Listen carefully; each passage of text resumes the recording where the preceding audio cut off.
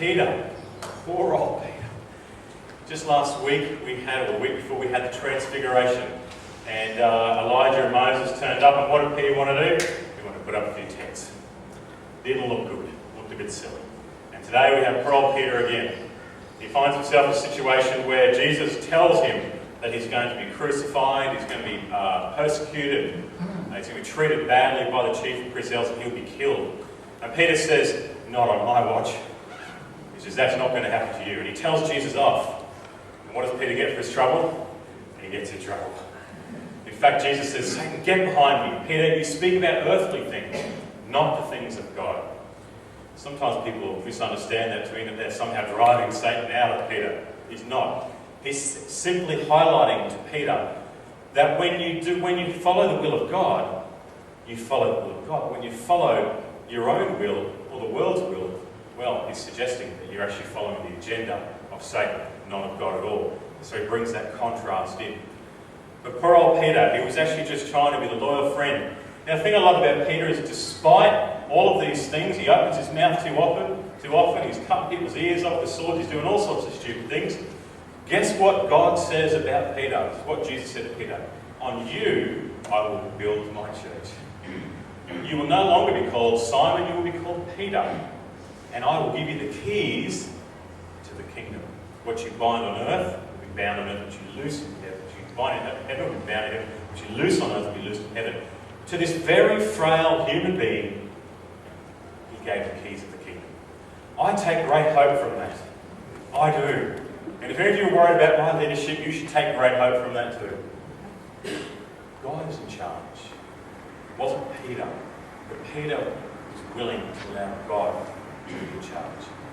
So Peter goes on to be one of the most amazing figures that the church has ever seen. But I want to come back to it in a moment. I want to talk about Abraham for a moment. Now, Stan's not here today, unfortunately. Abraham was 99. Oh, there he is. Oh, sorry, Stan. How old are you, Stan? You're 96. 96. Right, now, Stan, how would you be if God appeared to you and said, right, I want you to pull up stumps, I want you to go halfway across the country on a camel, or a donkey, or a horse, or some kind of animal, or a walk, and I want you to take your kids, your grandkids, your great-grandkids, all your cattle, all your stuff, pack up your tents and go. What do you think you'd say to him? You found the wrong bloke, perhaps? You're knocking on the wrong door? Or what about, let's see, do we have anyone brave enough? Now, Joy, Sarah was probably around the same age. Now, I know you're not. But how would you feel if God rocked up on your doorstep and said, Joy, you're going to have a baby?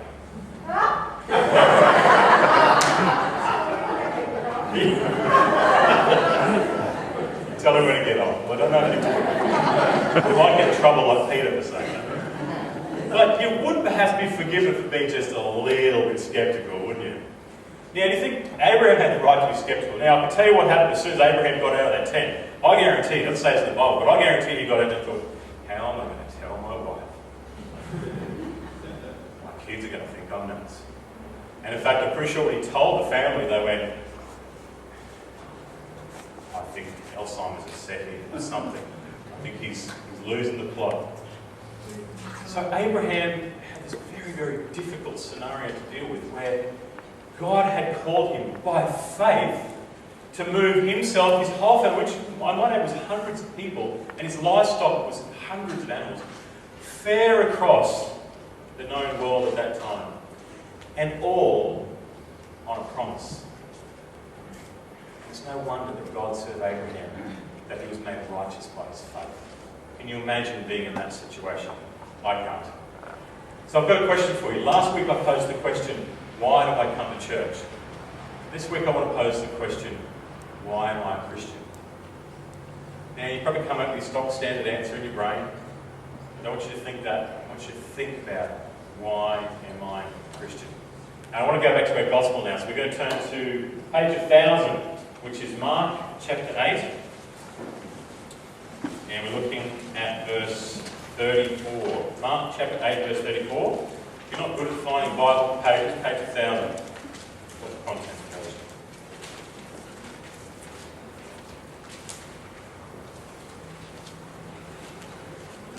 Then Jesus called to the crowd along with his disciples and said, "If anyone would come after me, he must deny himself, take up his cross, and follow me. For whoever wants to save his life will lose it. But whoever loses his life for me and for the gospel will save it." If you want to come after me, you must take up your cross and follow me. You've probably read that before or heard that before. What's it mean, take up your cross? You may remember, a couple of years ago, I remember seeing a news report, there was a guy wandering up the highway. I think he was starting in Sydney, he went all the way up to Cairns or somewhere, carrying a giant cross. Remember that? I remember thinking, how strange. And I read a news article on him when he said he was doing it because he wanted to raise awareness about Jesus. I think it was coming up to Easter. Now, that's a pretty extreme way to take up the cross. But I don't know that that's what Jesus meant. Many of us wear crosses. I wear a cross myself. It reminds me of this very fact. But what does it mean to take up your cross? Last week in my Pew Bulletin article, I wrote about the idea that belief, we have our own beliefs, or do we have God's beliefs? And in many ways, to take up our cross means to choose God's will, not our will. It means to choose a path that Jesus chose, not what God chose. Jesus called God's path, not his own path. Remember that when he was about to go on the cross, he prayed in the Garden of Gethsemane, "Lord, if you can take this cup from me, then do so. But not my will, yours be done." You see, to take up your cross means to lay down your will, take up God's will. That's pretty hard. That's pretty challenging. I know when I wake up in the morning, I don't wake up and say, "Oh, I'm going to take up God's will today." I wake up and say, "Oh, I'm hungry, I better have some breakfast. And then I better get the kids for school. And then I better clean my team." And then I find some time with God. And then I pray. I say, "Hey God, it's me." And I talk and I listen. And then I have a chance to take up my cross. But to take up your cross isn't just about a decision. To take up your cross is an act, isn't it? Acts of service. Jesus, the greatest act of service, gave up his life that we might live. But what about you and I? To take up our cross means to lay down our will, which means lay down our agenda in many ways. Yesterday I had a window of opportunity after I got my work done to go surfing. I thought, great. I'll duck out of my board, I'll head out to the back breaks, and I'll spend a couple of hours surfing. And Thomas says to me, "Dad, can I come?" The first thing that came into my head was, if Tom comes, that means you can't get the back breaks, so I have to surf in the front, and then I have to catch the small waves, but I was not getting as much fun, I really want some time out. And then I think, am I kidding? I said, "My son wants to come surfing with me." I said, "Tom, love you too. Grab your board." And he got a great time together. But I had to lay down my agenda because of something more important. That was my relationship with my son. In some ways, that's what God asks us to do when he says to take up the cross. He wants us to lay down our agenda, whatever that might be. It might be to get wealthy. It might be to have more shoes. It might be to get that girlfriend you've always wanted. I don't know what your agenda is. But God says, "I want you to lay down that agenda and take up my agenda. I want you to follow me."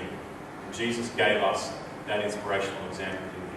I want to pick up our Bibles again, and we want to now look at the next verse, which is verse 36.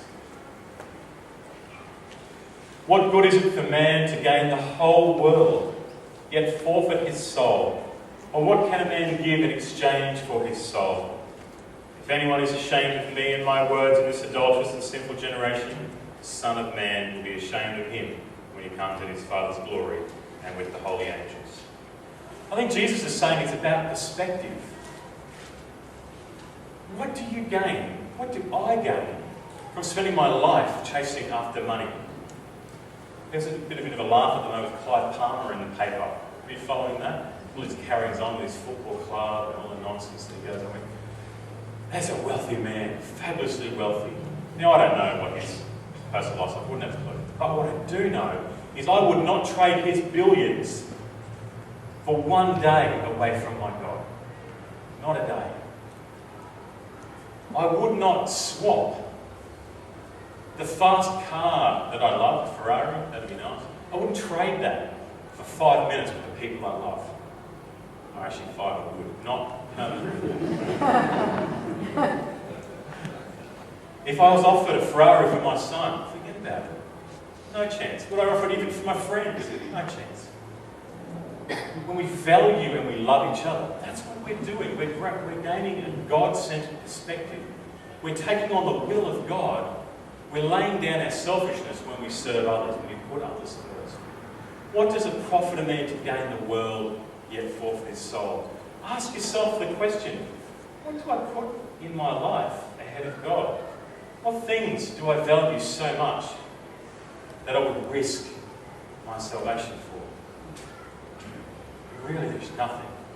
Because if this life is, as Jesus says, if this life is eternal, and the things we live for, peace, love, joy, hope, faith, if those are the things that really matter, then money doesn't, does it? Our superannuation matters a whole lot less than we think it does. They're important. But we've got to ask ourselves, how do I take up my cross in my life? The last passage where it says, if you're ashamed of me, I'll be ashamed of you. It's very confronting. We've probably all found ourselves in a scenario where it's been challenging to be a Christian, where perhaps to own up to our beliefs means to face ridicule. Perhaps it means, I know in my workplace, when I used to sit down with these burly working miners to sit down with, and they'd say, what would you do on your weekend? I know when I first became a Christian, it was, I went to church. What? I went to church. What? I went to church again? Oh, why would you do that? But it's interesting. Over the years, I've become more and more comfortable about talking about Jesus, not because I'm trying to convert anybody, but because it's who I am. I am a child of God. He is my Saviour. He is my Lord. He is my friend. When people ask me about my faith, I talk about myself because Him and I are one. I talk about my life because He's at the centre of my life. I talk about my kids because in my mind, that is fulfilling the will of God in my life. And so there is nothing for me to be ashamed or embarrassed about in my faith. I'll never forget, I was coaching a bunch of kids in volleyball, and one of the kids fell over or something. He yells out, Jesus Christ! And I said, yeah, that's my best friend. Who are you talking about? You know, it got him thinking. Jesus, I swear, how tragic is that? But next time someone asks you about your faith or what you do, remember, it's about who you are. Because why am I a Christian? I'm a Christian because I have been called by name. I have been chosen. I have been bought with a price. And I am a child of light, a child of God. We often think of people like Abraham and think, oh, wouldn't it have been nice if God had spoken to me like Abraham? He has. He is. Today, He speaks to you. Today, He says to you, follow me. Today, He says, take up your cross and discover, here's the wonderful part, when you lay down your will and choose God's will, you discover that life is richer, fuller, deeper, more meaningful. And God can make your life far more than you ever imagined. But instead, we worry about our sin. We buy new shoes. We think if we upgrade that car, we'll be happier. We won't. We'll be where we were before. But God invites us into His fullness and says, take up your cross and follow me.